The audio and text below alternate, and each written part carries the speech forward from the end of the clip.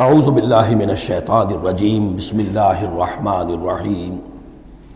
اب جوڑا ہے سورۃ البروج اور سورۃ الطارق، والسماء ذات البروج والسماء والطارق، یہ ایک جوڑا ہے۔ سورۃ البروج بسم اللہ الرحمن الرحیم، اس کا جو پس منظر ہے پہلے اس کو تاریخی طور پر سمجھ لیجئے۔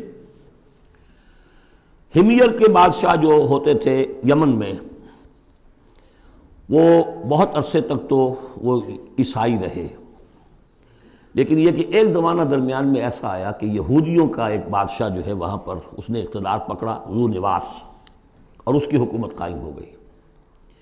اس نے پھر عیسائیوں کو پرسیکیوٹ کیا، کیونکہ ان کے درمیان دشمنی تو چل رہی تھی۔ جو عیسائی تھے وہ حضرت مسیح علیہ السلام کو، جو ان میں سے اچھے تھے وہ سمجھتے تھے کہ وہ اللہ کے رسول ہیں، جو ان میں سے ذرا یوں سمجھیے کہ غلو کے اندر مبتلا ہو گئے تھے، انہوں نے خدا کا بیٹا مان لیا۔ یہودی کہتے تھے وہ مرتد ہے، جادوگر ہے، کافر تھا۔ تو اب ان کے درمیان صلح کیسے ہو سکتی تھی؟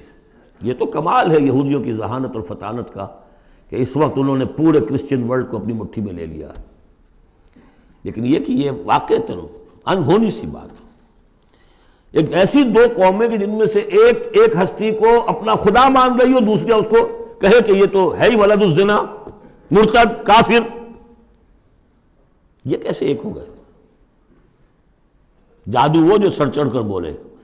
اب اس پر میں نے تفصیل سے تقریریں کی ہوئی ہیں، کتنی محنتیں انہوں نے کی ہیں، کتنی لمبی لمبی پلاننگز کی ہیں، کس طریقے سے کہ پروٹیسٹنٹ مذہب کے ذریعے سے جو انہوں نے یورپ کی حکومتیں تھیں ان میں اپنے لیے براعت حاصل کی، سود حرام تھا، سود کی اجازت لی، پھر جکڑ لیا انہیں اپنے سودی قرضوں کے اندر، پورے یورپ کے اوپر ان کا تسلط ہو گیا۔ یہ سارے کام انہوں نے کیے بڑی مسلسل محنت سے۔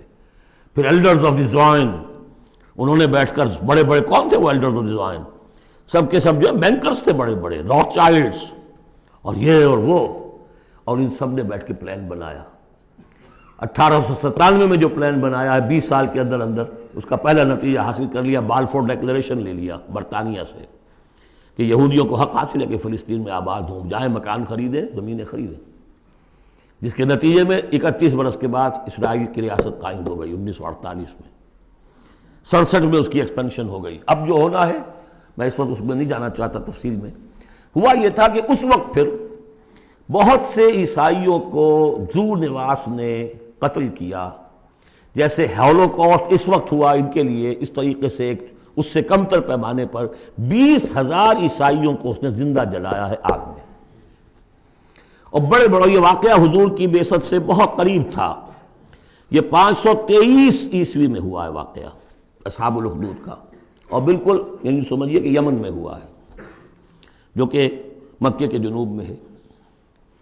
وہ ہے یہ اصحاب الاخدود، بڑی بڑی کھائیاں کھود کر اس میں لکڑی کا ایندھن بھر کر آگ جلائی گئی، اور پھر ان کو لے جا کے جو ہے وہاں پر ڈالا گیا۔ والسماء ذات البروج، قسم ہے آسمان کی جو برجوں والا ہے، والیوم الموعود، اور قسم ہے اس دن کی جس کا وعدہ ہے جو آ کر رہے گا، یعنی قیامت کا دن۔ وشاہد ومشہود، اور قسم ہے اس دن کی جو خود آتا ہے، یعنی جمعے کا دن عام طور پر سمجھا گیا ہے، اور بھی ان قسموں کی مختلف تعبیرات ہیں۔ جمعہ جو ہے خود آتا ہے چل کر ہر گاؤں میں، ہر شہر میں۔ وہ مشہود، عرفہ کا دن جو ہے وہاں پہ آپ کو جانا پڑتا ہے، وہ عرفہ یہاں نہیں آئے گا، وہ عرفات تو وہیں ایک جگہ پر ہوگی جہاں پر کہ حاضری دینی ہوگی۔ یہ ساری قسموں کے بعد اصل بات کیا؟ قتل اصحاب الاخدود، ہلاک ہو گئے وہ کھائیوں والے جنہوں نے کھائیاں کھودی۔ ویسے تو یہ کہ ہلاک ہو گئے وہ جو جلے ہیں، جن کو جلایا گیا ہے، حقیقت کے اعتبار سے ہلاک وہ ہوئے جنہوں نے جلایا ہے۔ یہ تو جلے، ادھر جان نکلی، ادھر گئے اللہ کے ہاں جنت کے اندر۔ اور ان کا جو حشر اب ہوگا تو وہ تو اصل میں تو ہلاک تو یہ ہوئے ہیں۔ قتل اصحاب الاخدود النار ذات الوقود، وہ آگ جو بڑی ایندھن والی تھی، بڑی ایندھن سے جلائی گئی تھی۔ اذ ہم علیہا قعود، جبکہ وہ اس کے کناروں پر بیٹھے ہوئے تھے۔ وہم علی ما یفعلون بالمؤمنین شہود، اور جو کچھ وہ کر رہے تھے اہل ایمان کے ساتھ اس دیکھ بھی رہے تھے، نظارہ کر رہے تھے۔ جو چیخ چہاڑ ہوگی، جو کچھ ہوگا وہ وہاں ہو رہا تھا۔ جیسے کہ ایکسٹرمینیشن پلانٹس بنائے گئے ہٹلر کی جرمنی میں، اور اس میں وہ گیس چیمبرز، اور پھر اس کے بعد پٹے، اور اس کے اوپر لاشیں جا رہی ہیں، اور ان کا چورا کر کے اور کچھ کیمیکل سے ان کو ٹریٹ کر کے ایک سیاہ مائع نکل رہا ہے بدبودار باہر، اور کچھ بھی نہیں، نہ کسی ہڈی کا پتہ ہے، نہ بال کا پتہ ہے، نہ گوشت کا پتہ ہے۔ اس سے پہلے ان کے کپڑے اتروا لیے جاتے تھے کہ اس کو ان میں جوئیں ہوں گی، ان کو ذرا ہم نے فیمنٹ کرنا ہے، اس کو سے نکالنی ہے جوئیں۔ اس سے آگے جا کر ان کے بال جو ہیں وہ شیو کر، عورتوں کے بھی مردوں کے بھی، ان بالوں سے انہوں نے پھر وہ اپنے قالین بنائے کہ جو نازیوں کے دفتروں کے اندر جا کے بچھے۔ ہیومن ہیئر کے اگر آپ بنا سکتے ہیں بھیڑ کے کی اون کے اور بکری کے، تو کیوں ان کا انسان کے بال کیوں نہ استعمال کیے جائیں؟ ہوئے، اور پھر ان کو ایک گیس چیمبر میں لا کے سب کو ختم کیا اور لے گئے۔ تو جو یہ بڑی، یوں سمجھیے یہ موت بہرحال اس موت سے بہت آسان موت رہی ہوگی۔ گیس سے کیا ہوتا ہے؟ آدمی کو پتہ بھی نہیں چلتا، مر جاتا ہے۔ رات کو جو سوتے ہیں انگیٹھی جلا کر، صبح کو معلوم ہوتا ہے 4 آدمی مر گئے، انہیں پتہ بھی نہیں چلا ہوگا، وہ سوئے کے اندر ہی ختم ہو گئے۔ لیکن یہ کہ جو اب ان پر بیتے گی، وَهُمْ عَلَىٰ مَا يَفْعَلُونَ بِالْمُؤْمِنِينَ شَهُودٌ، وہ دیکھ رہے تھے کہ کیا ہو رہا ہے، آگ میں جس کو جلایا جا رہا ہو اس کا تو مسئلہ اور ہے بالکل۔ وَمَا نَقَمُوا مِنْهُمْ، اور نہیں انتقام لے رہے تھے ان سے، إِلَّا سوا مگر اس کا، أَن يُؤْمِنُوا بِاللَّهِ الْعَزِيزِ الْحَمِيدِ، کہ وہ ایمان لے آئے تھے اللہ پر جو زبردست ہے، ستودہ صفات ہے۔ الذی لہ ملک السماوات والارض، وہ کہ جس کے لیے بادشاہی ہے آسمانوں کی اور زمین کی۔ واللہ علی کل شیء شہید، اور اللہ تو ہر چیز پر خود گواہ ہے۔